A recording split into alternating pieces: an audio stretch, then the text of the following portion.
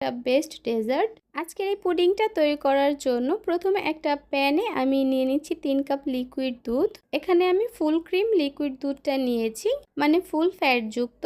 যে দুধটা থেকে আগে থেকে জাল করে কোনো রকমের ফ্যাট সুন্দর একটা কালার আসবে আর খুব সুন্দর একটা ঘ্রাণও আসবে।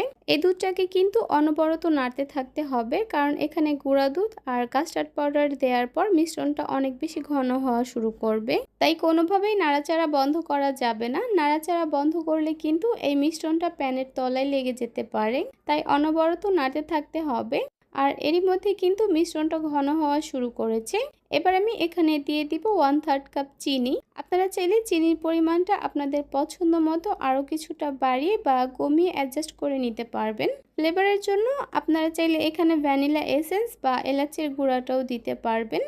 আমি যেহেতু কাস্টার্ড পাউডার দিয়ে পুডিংটা তৈরি করব, তাই আমি এখানে আর কিছুই দিব না, কারণ এই কাস্টার্ড পাউডারের জন্য কিন্তু এই পুডিংটার মধ্যে এমনি থেকেই খুব সুন্দর একটা ঘ্রাণ আসবে। প্রায় 5 থেকে 6 মিনিটের মতো অনবরত নেড়েচেড়ে জাল করার পর কিন্তু এখন এই দুধের মিশ্রণটা অনেক বেশি ঘন হয়ে গেছে। এবার আমি এই মিশ্রণটাকে সরাসরি যেই মোল্ডের মধ্যে পুডিংটাকে সেট করব সেই মোল্ডের মধ্যে ঢেলে নিব। আর এই কাজটা কিন্তু খুব দ্রুতই করে নিতে হবে।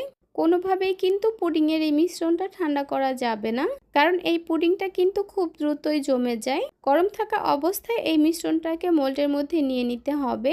এই পুডিংটা আপনারা যে কোনো পাত্রেই সেট করে নিতে পারবেন। আমি একটু হালকাভাবে ট্যাপ করে নিচ্ছি, যেন ভিতরে কোনো এয়ার বাবলস হয়ে থাকলে বের হয়ে যায়। এরপর এই পাত্রটাকে আমি একটা সাইডে রেখে দিব ঠান্ডা হওয়ার জন্য।